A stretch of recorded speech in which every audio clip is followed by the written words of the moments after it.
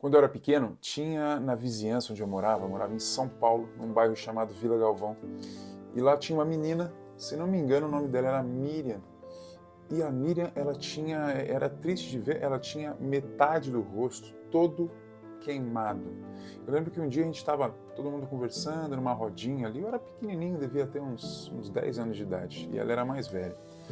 E aí tinha alguns amiguinhos ali, eu, ela, meus primos, a gente conversando, ela falou que ela puxou uma panela, estava andando, puxou uma panela do fogão e a panela estava cheia de água fervente. E a panela caiu no rosto dela. Aqui em casa agora a gente tem a minha filha Liz, pequena, ela tem 2 anos e alguns meses, e a gente vive advertindo a Liz para não chegar perto do fogão. E a gente fica atento, lógico, o pai procura ficar atento, mas qual é o pai que nunca passou por um momento em que o filho desobedece você e que você não está tão atento assim, porque afinal você está com muitos afazeres, muita coisa para fazer, e esse tipo de coisa acontece, são os acidentes domésticos. Eu fico pensando se no caso da Miriam, a mãe dela já não tinha falado muitas vezes, não chega perto do fogão, não chega perto do fogão, fica para lá, não vem aqui, fica para lá, não chega aqui. Eu não sei com que idade a Miriam se queimou desse jeito, mas eu imagino o desespero que deve ter sido para essa mãe levar a menina pronto-socorro com o rosto todo queimado. Se você é pai, pensa nisso. Você tem filho? Imagina o seu filho com metade do rosto do queimado. Imagina a gritaria que não deve ser quando isso acontece com uma criança. O meu texto no devocional de hoje é Efésios 6 e ele começa exatamente com isso. Filhos, obedeçam a seus pais no Senhor, pois isso é justo. Obedecer. Obedecer aos pais. Honra teu pai e tua mãe. Este é o primeiro mandamento com promessa. O que é um mandamento com promessa? Se você fizer, algo está prometido a você por Deus. Vamos ver o que é. Honra teu pai e tua mãe para que tudo te corra bem e tenhas longa vida sobre a terra. O que eu faço para tudo ir bem comigo? O que eu faço para viver bastante? Honra teu pai e tua mãe. Obedece.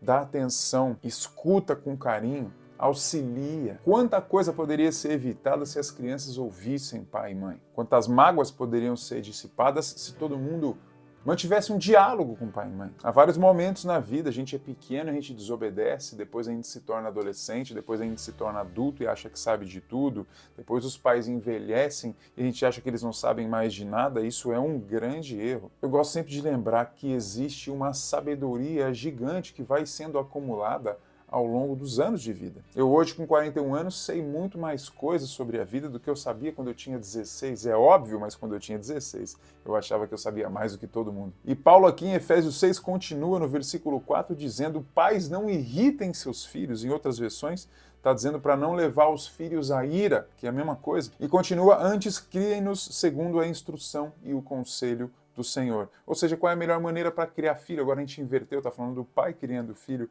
A melhor maneira é criar nos caminhos de Deus.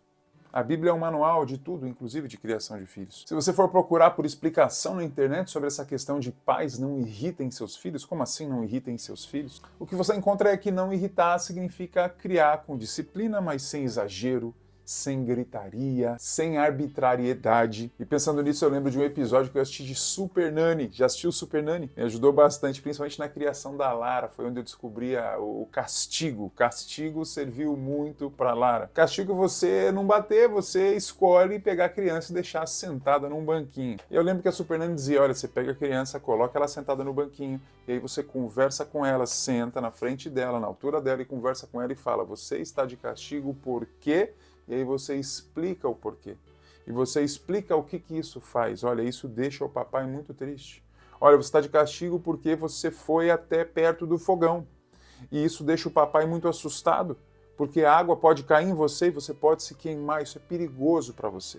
Por isso o papai está deixando você de castigo, para que você pense um pouco e não faça mais isso. Então você vai ficar aqui um pouco e vai pensar nisso que você fez. Não faça mais isso. Chegar perto do fogão vai fazer você se queimar. Pode acontecer Então fica de castigo para que você não faça mais. Essa é uma educação onde você se preocupa em dizer para a criança por que você está fazendo aquilo. Então a criança não fica se sentindo injustiçada. Talvez ela fique ali com raiva em alguns momentos porque ela não queria ficar de castigo, mas no fundo ela vai entender. Então não irritem seus filhos, tem a ver com isso, sabe? É não ser displicente na criação. Palácio, o que e tal, e grita e despreza, e o filho vai ficando ressentido. Prosseguindo com Efésios, a gente tem Efésios 6,12. Você sabe que no meu devocional eu vou destacando aqui os trechos que mais me chamam a atenção.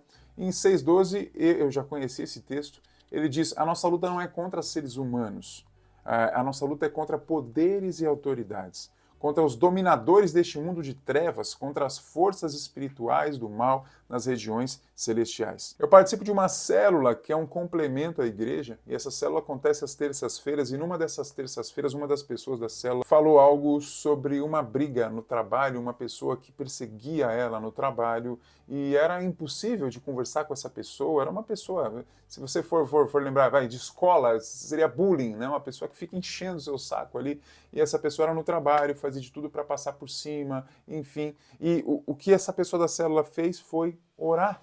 Ela entendeu esse princípio de que a guerra é contra isso, a guerra é contra os dominadores do mundo das trevas, né? Os poderes e autoridades, as forças espirituais do mal nas regiões celestiais. Então essa pessoa da minha célula começou a orar, e começou a orar, e começou a orar, e inclusive abençoar essa pessoa que a perseguia em oração. E um belo dia as coisas mudaram no trabalho. Não vou me lembrar certinho da história, mas essa pessoa foi fazer outra função longe do rapaz da célula, enfim, a coisa ficou muito mais light para ele, muito mais leve. Tem lutas que a gente vence no dia a dia, mas tem coisa que é oração. Muitas vezes a gente esquece que existe um mundo espiritual. A gente esquece que existem essas forças espirituais. Lembra sempre que o mundo espiritual determina o mundo natural e não o contrário. Então nunca abandona a sua prática de oração. É isso que faz toda a diferença. Foi um prazer estar com você aqui hoje. Se fez sentido para você, compartilha com mais gente, se inscreve aqui no canal, ativa as notificações, porque aí você recebe os vídeos novos. Deus te abençoe. Um grande abraço. Tchau, tchau.